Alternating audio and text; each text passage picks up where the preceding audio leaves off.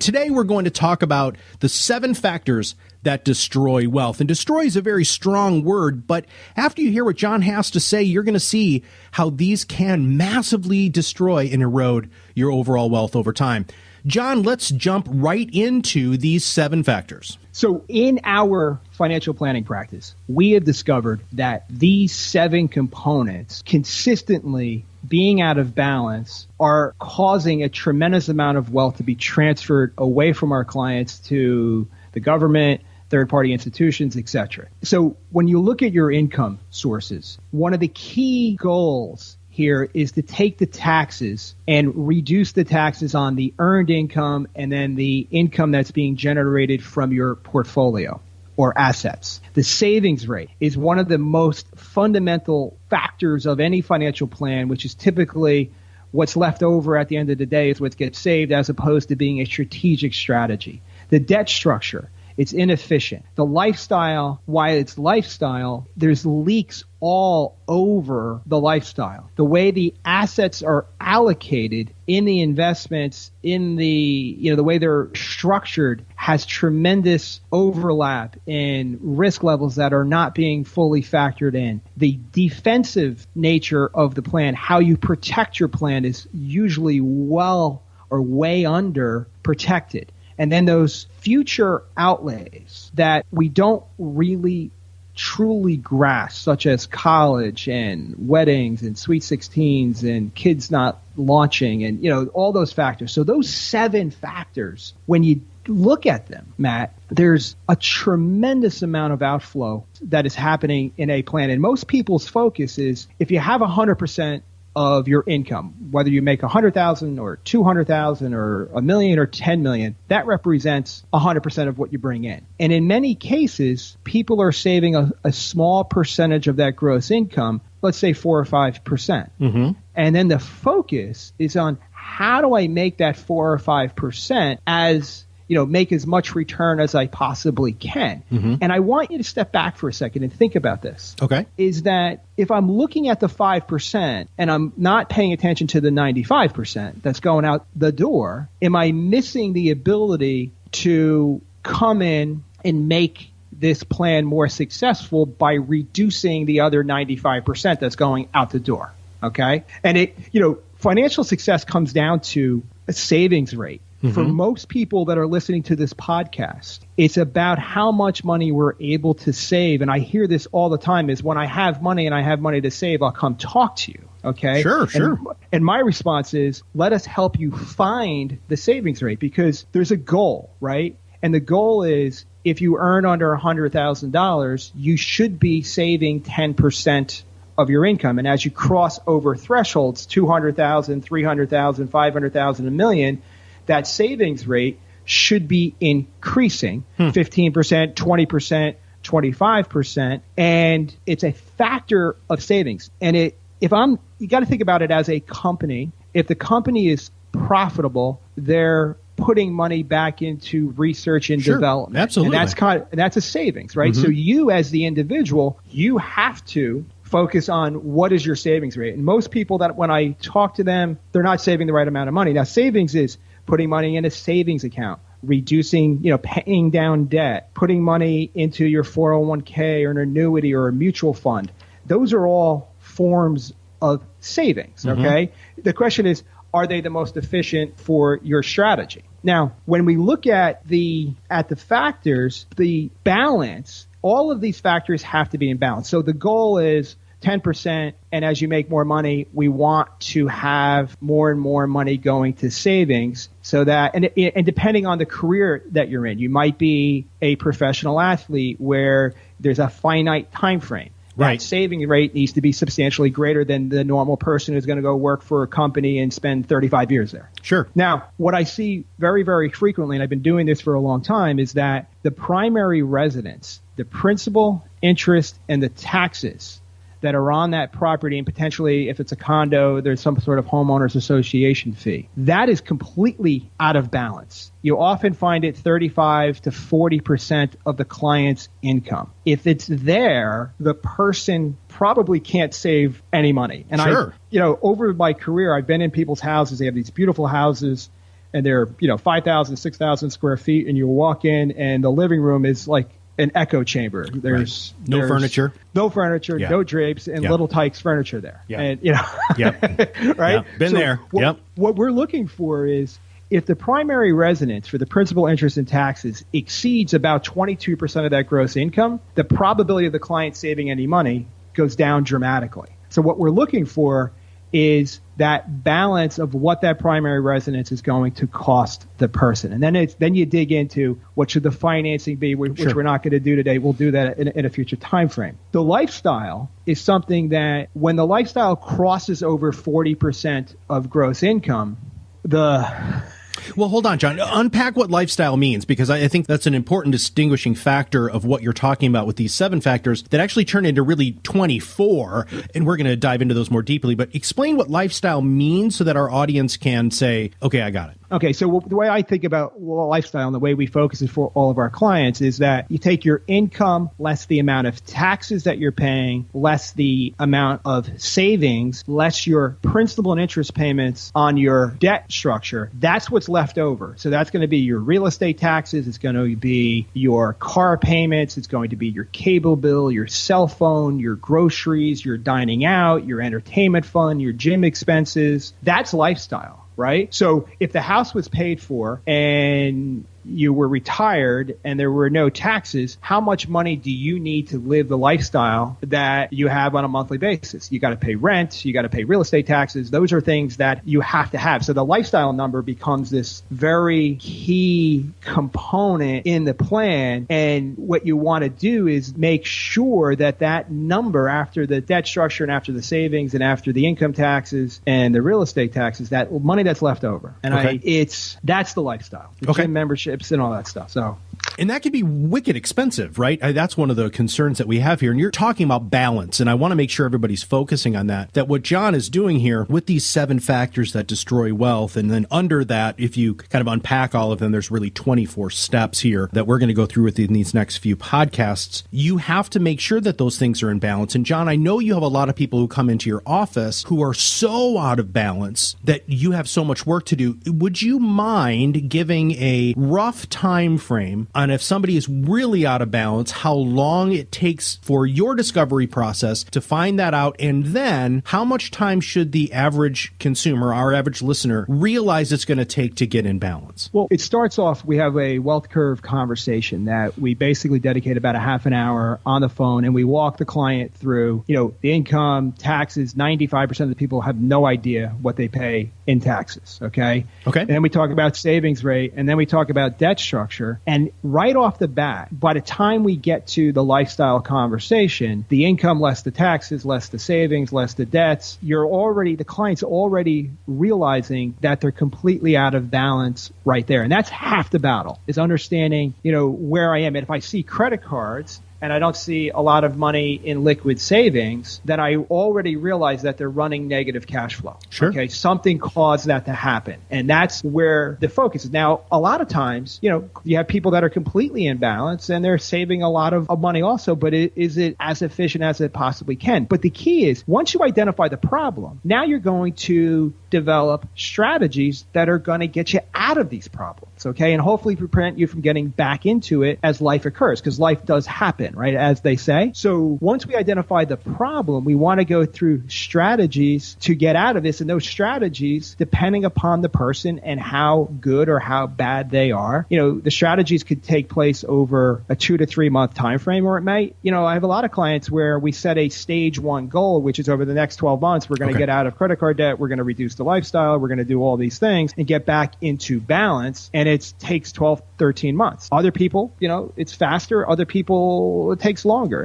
But I think the key in this success is, how do we tell the truth about where we are now? And that's the big thing, is, where am I now? Am I happy with this? Okay. And if I'm not happy with this, what am I going to do to make the changes that are going to be not just, the 2 month, 3 month change, but the life changing lesson? Because again, if if we can go, like we recently sat down with somebody and we were looking at their lifestyle numbers, and we weren't looking at their lifestyle numbers to pass judgment, but to simply look at it. Okay. And we looked at the cable bill, and we looked at the cell phone bills, and we looked at all those recurring charges. And what we realized, it was almost $600 a month. It was going out the door to those, in essence, the bundle for all of these pieces. Sure. Client made a couple of phone calls and was able to reduce it by $200 per month. Wow. And has the same experience. So it's, you can't promise that's going to happen every single time. Sure. But at $200 a month on a $100,000 a year salary, that's a lot of money. It's a lot of money. So that's that thing that I was talking about earlier is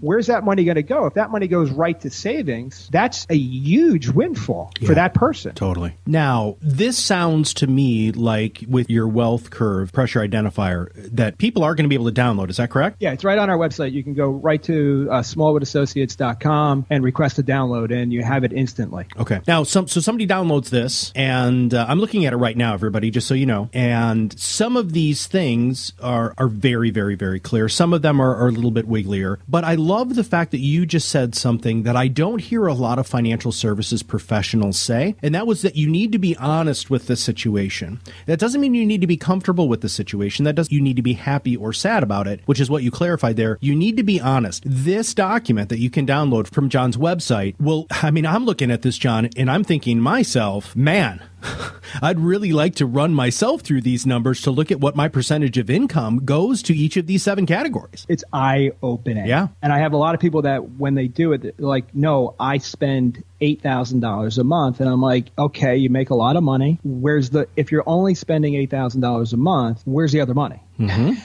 Right. I don't know. And they go back to the drawing board and they really look at their pieces. There's also a training video that we have. When you download the document, we give you access to like a 30-minute conversation. I recommend that you could sign up for what we call a wealth curve conversation. You could select a half an hour and you could talk with one of our advisors, and we'll walk you through this with no obligation. And it's a great conversation because we've been doing this for 20-something years. And the idea is that my job is to get the right information out of you. If I don't get the right information out of you, then we're not going to get the right plan. And the thing that bothers me about the industry, and I've said this every single episode, is that most of what I see in the marketplace is the selling of a product as the miracle to your financial success. Yeah, totally. Yeah, I'm right there with you. And that is the furthest thing from the truth. It helps, but if the plan's not in balance, I don't care how great the financial product is, you're never going to be able to hang on to it for a longer period of time because you're going to be, if your taxes aren't right or your savings rate's not right or you have an emergency, you don't have an emergency fund. These are all the factors that if they're out of balance, eventually it's going to catch up to you. Now, let's unpack this just a little bit more. It's like when you're going to the doctor, and if you don't tell the doctor all of the symptoms, the doctor's not going to be able to diagnose you accordingly. And part of your diagnostic technique that you have are these 24 factors. Okay, so again, out of the 7, we open it up, we unpack it, and it really becomes 24. We're going to do lots of podcasts on this, everybody, because this is a huge foundational component of John's business here. So John, if you don't mind, let's dive into those 24 before we finish up today. Great. So it starts with savings rate as the number one piece. You got to be putting the fuel in the tank. If I'm driving from here to California, I got to have the right savings rate. The primary residence has to be in that right balance according to that 22% of gross income. The lifestyle number needs to be in that 40% or lower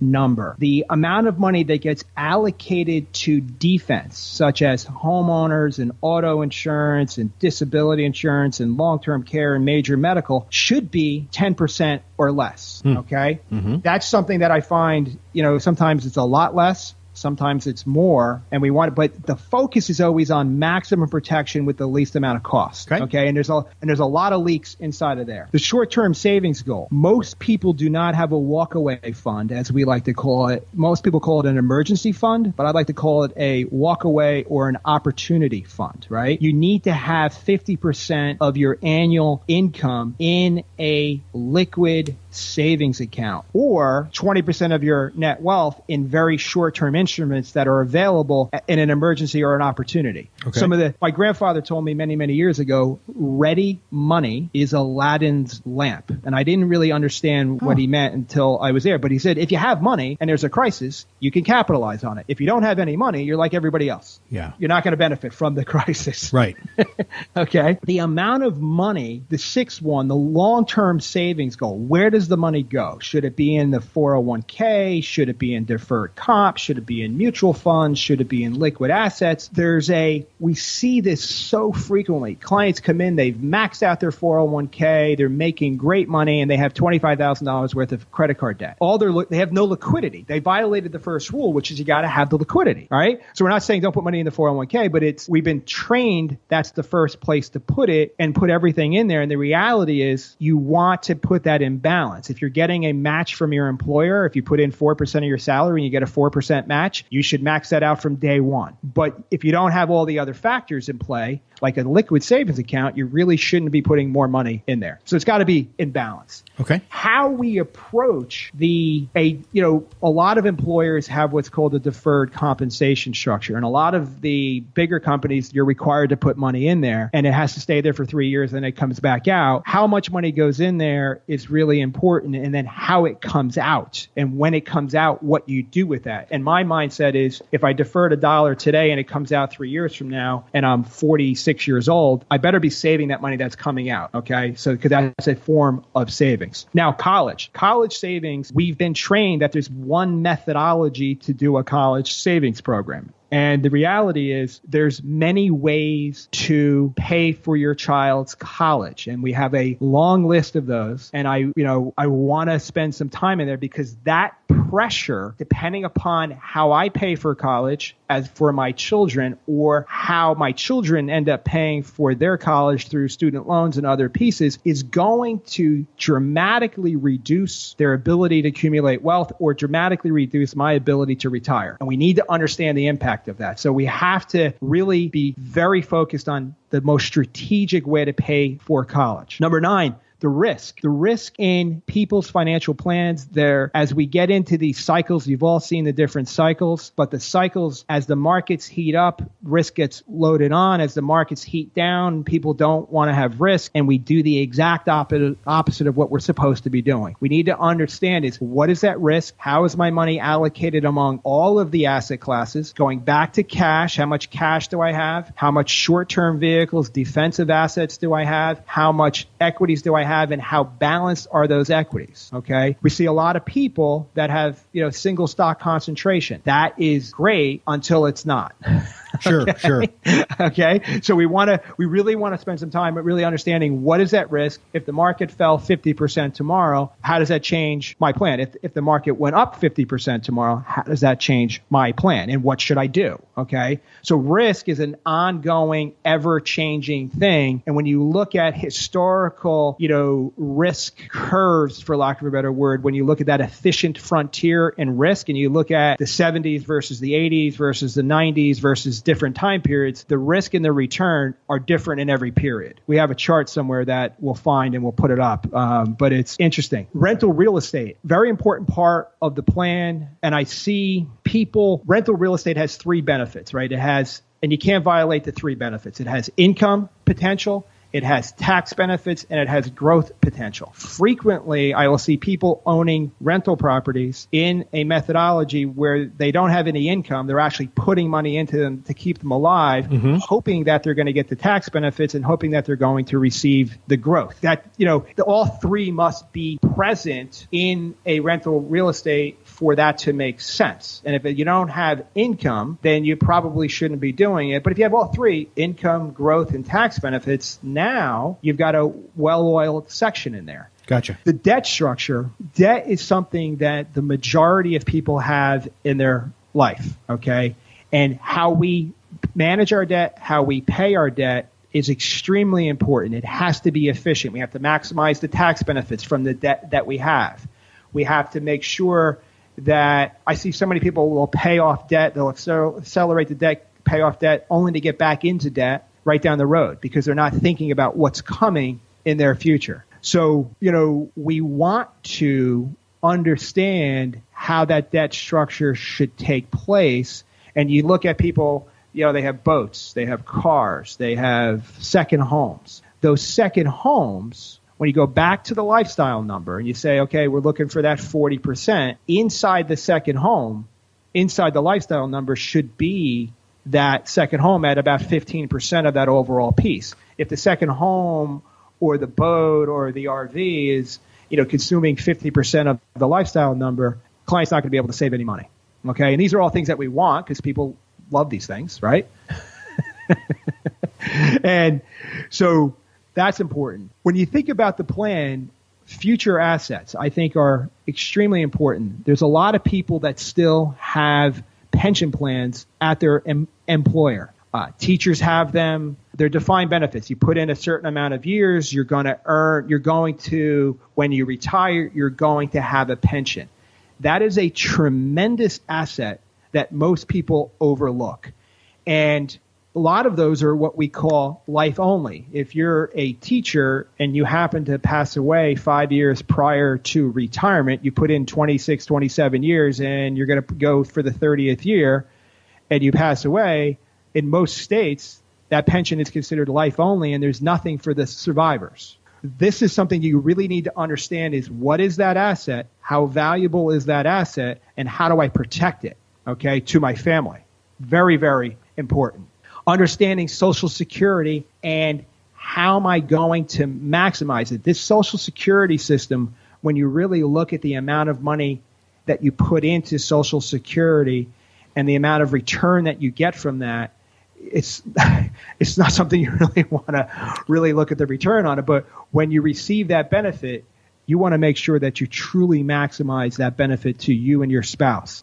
Inheritance. Your parents, your family members are either going to be a liability or they're going to be an asset. And I say that with tongue in cheek because I see many people have to take care of their elderly parents because they had all the financial pressures that destroyed wealth. Mm-hmm. But I also see people that are going to receive tremendous inheritances. How you receive that inheritance and how you plan for that inheritance is crucial to how you're going to keep it. How do you minimize the inheritance tax? Once you receive it, how do you minimize the creditor proofing of that asset? And how do you pass it from one generation to the next generation, to the third generation, to the fourth generation by avoiding, minimizing and avoiding inheritance tax? And how you do that is extremely crucial. Okay.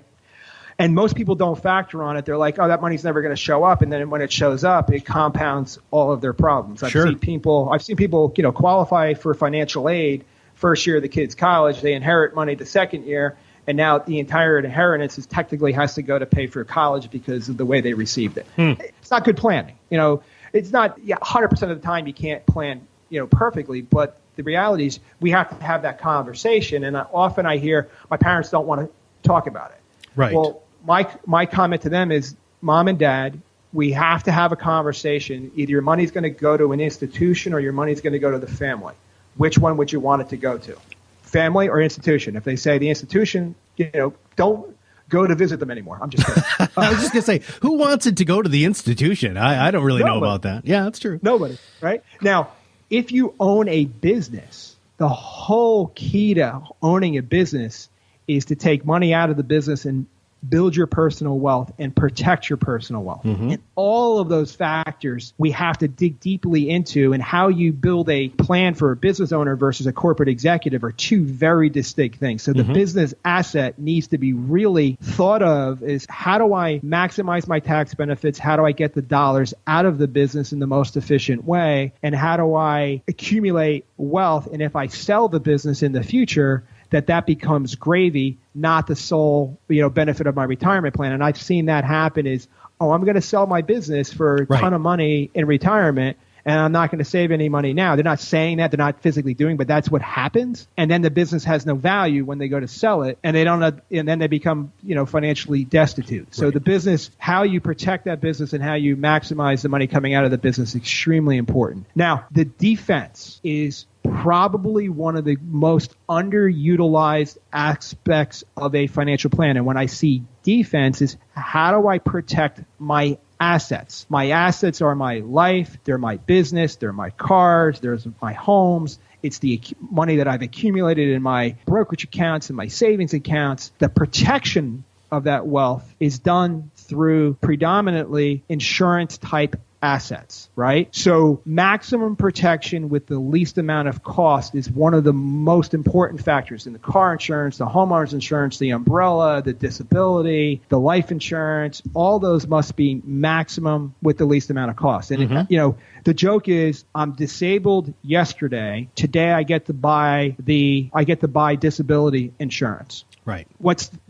I'm not going to do a needs analysis. Well, how much do I need? There's only going to be one question: is what's the maximum? Right. Right. Yeah. Because nothing else matters. So we want to plan that way, and then the idea is making sure that protection is always maximum. And I see people make a plan today. Tomorrow they're much more successful than they were yesterday, and their protection component of their plan looks like 10 years ago.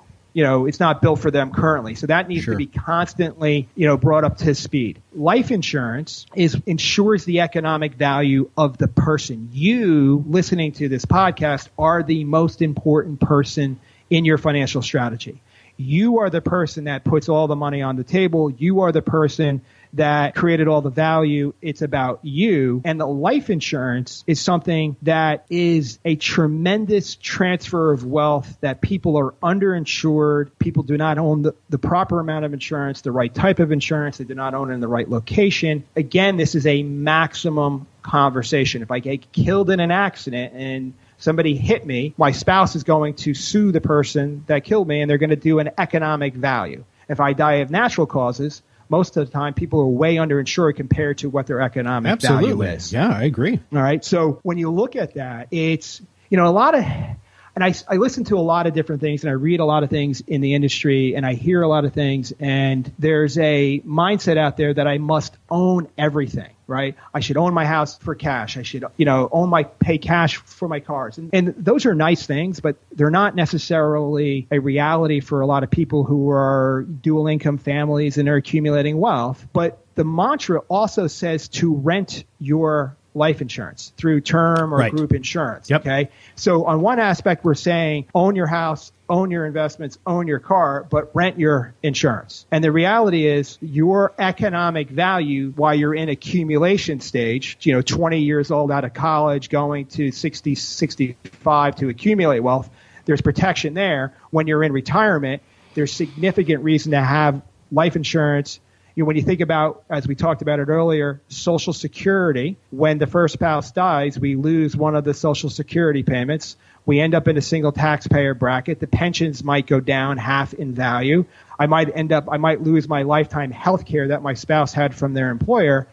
These are things that are going on. And when I pass my assets from one generation to the next, I may have inheritance tax or probate costs that I need to factor. So the life insurance changes role during that time frame. And I think you should own your house, and I think you should own your cars, and I think you should own your life insurance, and you should own everything. You shouldn't have a double-edged sword here. We should own everything. Okay, so life insurance needs to be factored. Disability insurance, maximum. And then the last two, ownership and asset protection. Most people do not put any thought in a financial plan of how we're going to own our assets. And what you think about is, well, I can own it individually. I can own it joint rights of survivorship with my spouse or another person. I can own it joint tenants in common. I could have a transfer on death account. I can own it in a trust. I can own it in an LLC. I can own it in many different formats. And most people don't give that any consideration. And what happens is, if I don't own my assets in the right format, thinking about my individual plan, I'm probably, not necessarily, going to expose myself to unnecessary creditors. I'm going to expose myself to unnecessary taxes and drains and end up with less wealth. Sure. Because just 95% of the plans that we see have no thought about how we're going to own the assets. It's like, I'm going to start a company and I'm going to own it personally. Great. Is that the best way? Maybe not, right? Because when I own it personally, I'm subjecting myself to certain risks and personal guarantees, et cetera. Can I be more creative? Okay. And that's something that's really, really important. And the foundational documents, wills trusts, wills and trusts.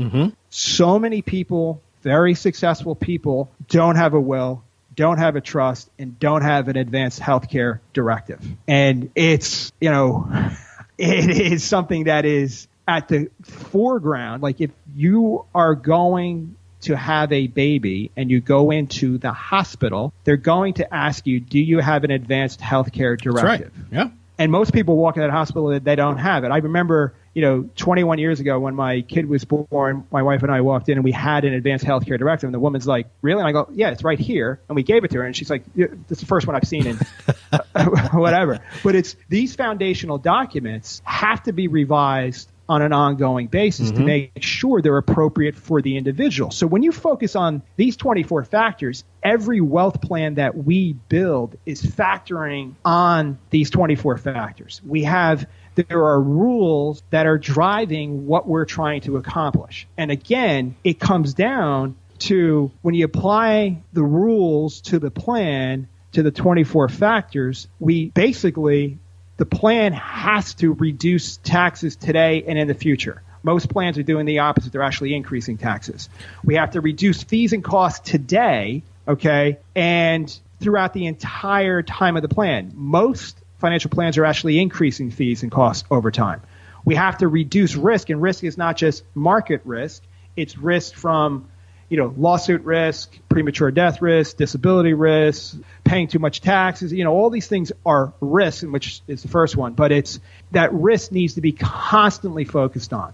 We have to increase the amount of asset protection around the plan immediately. We have to, and when you start thinking about the 7 factors that we started the podcast with, if the client comes in and they're paying 30% of their overall income in taxes, and they're saving 5% of their income, and their debt structure's 25% or 30% of their wealth, and their lifestyle is 45%, if we can reduce the lifestyle, reduce the taxes, and make the debt more efficient, we now have more money to go to savings. Yes. All right? So the focus should be on the 90% of the wealth that's being transferred out the door, and you're looking at reducing taxes, reducing risk, reducing fees and costs, accumulating more money for retirement, generating strategies that are going to increase your income in retirement, and simultaneously pass more to your family upon your demise, for lack of a better word. So everybody who's listening to the podcast today, make sure that you go to the website. John, can you give the website one more time? SmallwoodAssociates.com. So SmallwoodAssociates.com. Make sure you download this wealth curve pressure identifier and start filling it out. If you run into roadblocks, again, they offer a free 30-minute consultation to talk to you a little bit more about this. But those 7 factors obviously blew up into these 24 real steps, right, of the different things, or the different sorts of things that you have to look at very clearly in order to make sure that you're not destroying your wealth over time. And I also think that if you've really paid attention to the podcast today, you're going to see that what John is doing and the Smallwood Associates firm is doing is really making you look at a lot more than what most financial services professionals want you to look at. Take the deep dive, look in the mirror, be honest with yourself, and things can make your retirement could be that retirement that you always wanted. You could feel secure and protected. Those are the sorts of things that I think truly make Smallwood Associates very, very different than other financial services professionals. John, what's your number so they can give you a call if they'd like? 732-542-1565. Any closing thoughts, sir? To me, the most important thing is make a plan, revise the plan, keep revising the plan. And look at your plan as if you didn't create it. Be objective. Be hard on it. And that'll make a difference in the long run. I mean, I personally do this wealth curve pressure identifier form periodically throughout the course of the year. I might do 2, 3, 4, 5 of these, and I'm looking at what I'm doing because it's just a quick way. And the numbers don't have to be exact. It's more a concept because the numbers are constantly changing. But the thought pattern of talking about my family and the pressure on my family and the income and the taxes and the savings rate and the debts and the pressures from the colleges and the lifestyle, it's constantly has to be re-looked at and focused on. Absolutely. Well, make sure that you all of our listeners download the document, take a look at yourself. You can do it in the privacy of your own home and make sure that you can be honest with yourself, but taking that honest, hard look at what you're doing in these 7 areas and where you want to be long-term can really make a huge difference in your life. And with that, thank you very much for joining us today for the 7 factors that destroy wealth. If you haven't subscribed to the podcast, make sure you click the subscribe button below, and I hope you all have a wonderful day. Welcome to the end of the video. Smallwood Wealth Management is an investment advisor representative. The opinions expressed by Smallwood Wealth Management and guests on this show are their own. All statements and opinions expressed are based upon information considered reliable, although it should not be relied upon as such. Any statements or opinions are subject to change without notice. Information presented for this educational purposes only. Moreover, no listener should assume that any discussions or information presented serves as a receipt of or substitute for personalized advice from Smallwood Wealth Management or from any other investment professional, and is not intended as an offer of solicitation for the sale or purchase of any specific securities, investments, or investment strategies. Smallwood Wealth Management is not a law firm or an accounting firm, and no portion of this presentation should be interpreted as legal, accounting, or tax advice. Information expressed does not take into account your specific situation or objectives and is not intended as a recommendations appropriate for any individual. Listeners are encouraged to seek advice from a qualified tax, legal, or investment advisor to determine whether any information presented may be suitable for their specific situation. Thank you for listening.